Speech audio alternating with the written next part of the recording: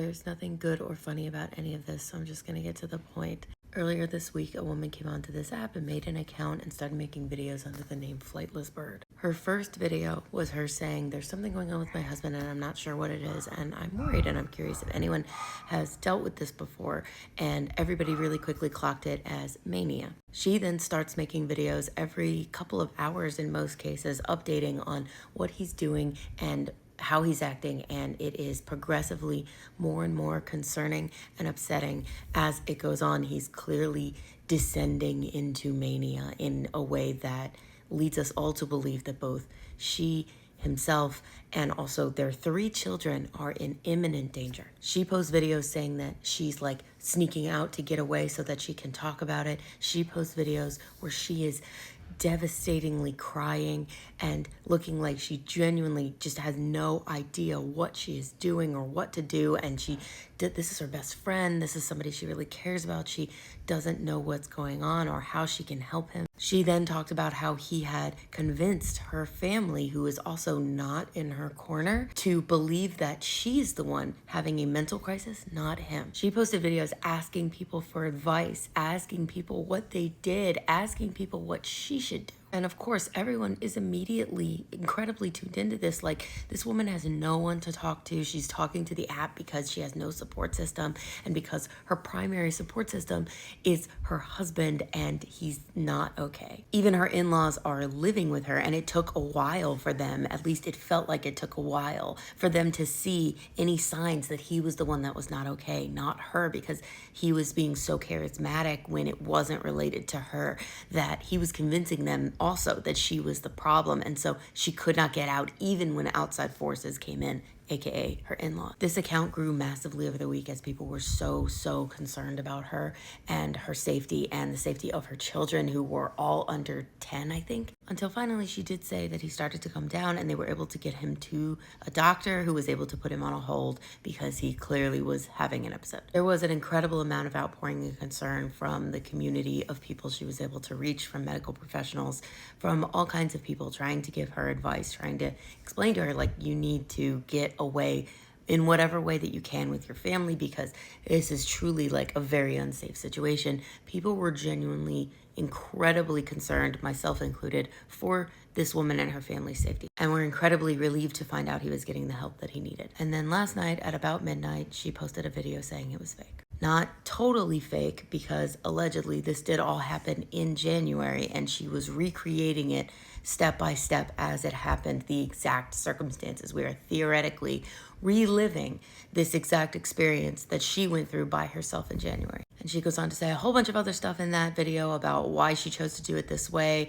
and talk about it, and why the point of it was to show that this can happen to everyone and we don't talk about this enough, and people are without resources, and what do you do? And she wanted to bring a lot of attention to it, and she and her husband, and they knew they were going to talk about it in some way, and this is the way she chose to do it because she really wanted everyone to be in the moment with her the way she was. I try really hard to understand from the best faith possible perspective why people do bad things, and I still find myself at a complete loss. She made it clear she made the intentional choice to react this out as though it was happening in real time for other people. And she does say in the video that she hopes we can forgive her for the emotional distress she put us through and see where she was coming from. I cannot. Very simply for the reason that this wasn't necessary at all. In order to justify doing this the way she did, she would need to justify the added benefit of acting it out in real time versus telling the story over a series, and weigh that against the harm that would be caused by acting it out in real time versus telling it as a series. Telling the story of what happened to her and her husband as a series of videos looking back on it from today's perspective would give everyone the information of what happened, would bring light to these sorts of things, etc. And it would have virtually no downside, assuming that everything is properly content warninged, in terms of the impact it would make on people watching it. Telling it in real time as it's currently happening does nothing from a benefit standpoint other than get more eyeballs on it, and the harm that it caused was immense, and to minimize it so much as please forgive me for the emotional distress is kind of just like an extra fuck you on top of it all. People are telling her in the comments what the impact of this was on them, and I hope she reads it and really understands. It's heartbreaking to read. People relived their DV experiences through this, or their mental health crises they've dealt with family members or themselves through this. Even people just saying, I thought I was watching a family about to be annihilated in real time. But even down to the smaller things, like I can't get this one comment out of my head that just said, wait, really? I prayed for you. This was a misguided, cruel, and unnecessary decision that I, unfortunately, due to my profession, know was made from a marketing standpoint. She did this because she wanted the most focus and attention on mental health generally, and she wanted to be able to be enticing. She said so herself. That's why she didn't just write a book or something else. And she keeps talking about the next steps and what she wants to do going forward, and the answer is nothing. No one will listen to you again. And the societal takeaway from this will not be, wow, we really need to think about mental health and how we're supporting people and when it comes out of nowhere. It will simply be, do not trust women who come forward in a crisis. I feel like we need a big palate cleanser, so I'm just gonna let this play out. Welcome to the bread bank. We sell bread, we sell loaves. We got bread on deck, bread on the flow. Toasted. Bro, shut the fuck up.